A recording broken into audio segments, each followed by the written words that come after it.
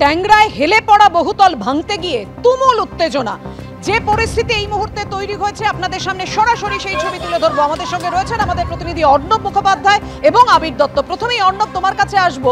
বাসিন্দারা অভিযোগ করছিলেন যে পুরসভা থেকে, প্রশাসনের তরফ থেকে আগাম কেন জানানো হয়নি, বিকল্প কোনো ব্যবস্থা কি করা হয়েছে? এই মুহূর্তে বাসিন্দাদের কি অভিযোগ? দেখো, এই মুহূর্তে যেটা বাসিন্দারা সিদ্ধান্ত নিয়েছেন, এই যে নির্মীয়মান ফ্ল্যাটটি দেখছো, সেই নির্মীয়মান ফ্ল্যাটেতেই কিন্তু এখানে বাসিন্দারা যারা রয়েছেন তারা আজকে রাতে থাকবেন। তুমি দেখো যে এখানে পাইপ রয়েছে, টাইলস রয়েছে, এই সমস্ত সরিয়ে তারা আজকে রাতে এখানে থাকার পরিকল্পনা নিয়েছেন।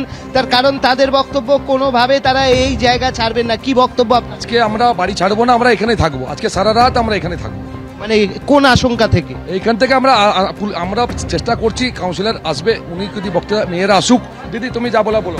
কি বলবেন? আজকে রাতে থাকছেন আপনারা এখানে? আজকে রাতে কেন, যতক্ষণ না আমরা এর কোনো বিচার পাচ্ছি আমরা এখানেই থাকবো। কারণ আমাদেরকে ভয় দেখানো হচ্ছে, চলো ভাই তোমরা আজকে ঢুকেছো, কালকে আমরা ভাঙবো, নেমে গেলেই ভেঙে দেবে। এটা মাটির ঘর বানিয়েছি, খেললাম, চলো ভাই ভেঙে দিলাম। ইয়ার্কি, আমাদের সাথে ইয়ার্কি হচ্ছে। এটা অবৈধ প্রসঙ্গে কি বলবেন? আমাদেরকে ভয় দেখাচ্ছে, কালকে ভাঙবো। অবৈধ নিয়ে আপনাদের কি বক্তব্য?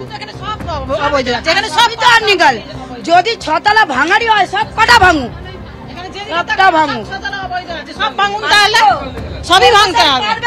এতগুলো ছতলা ভাঙতে হিম্মত থাকলে ভেঙে দেখাক, তারপর আমরা ভেঙে দেখাচ্ছি, আমরাও ছেড়ে দেবো। এখানে তাদের স্পষ্ট বক্তব্য যে তারা টাকা খরচ করে ফ্ল্যাট কিনেছেন, যখন হয়েছে তখন কেন সেটাতে বাধা দেওয়া হয়নি।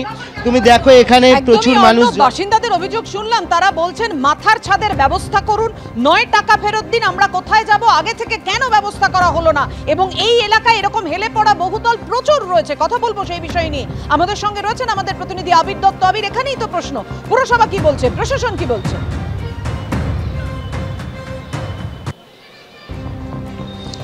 দেখো, প্রশ্ন একটাই যে সুরক্ষার বিষয়টি, এবং তার সঙ্গে সঙ্গে যারা এখানে এখনো পর্যন্ত বিক্ষোভ করছেন তাদের তরফ থেকে যেটা বলা হচ্ছে আর্থিক ক্ষতির বিষয়।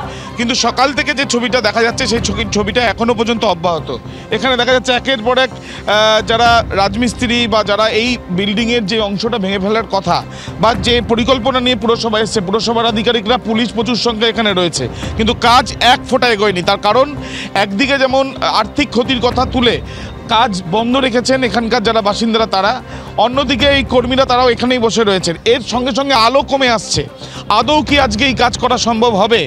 তাহলে এই কাজ যদি পাকাপাকিভাবে সুরক্ষার কথা মাথায় রেখে করতেই হতো, তাহলে সেই ক্ষেত্রে কাউন্সিলরের উপস্থিতি বা পুলিশের তরফ থেকেও যারা এখানে রয়েছেন, যারা বাসিন্দারা, যারা বিক্ষোভ করছেন, তাদের সঙ্গে সদর্থক কোনো আলোচনা সেটা কি আদৌ করা গিয়েছে? যার জন্য আজকে সকাল থেকে এখনো পর্যন্ত অচল অবস্থাটাই অব্যাহত রয়েছে।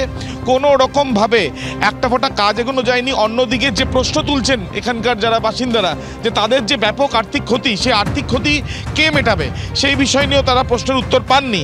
বরঞ্চ তারা বলছেন যদি ভাঙতে হয় এই বাড়ি, তাহলে আশেপাশে প্রত্যেকটা বাড়ি ভাঙতে হবে। অর্থাৎ যত সময় গড়াচ্ছে জটিলতা বাড়ছে।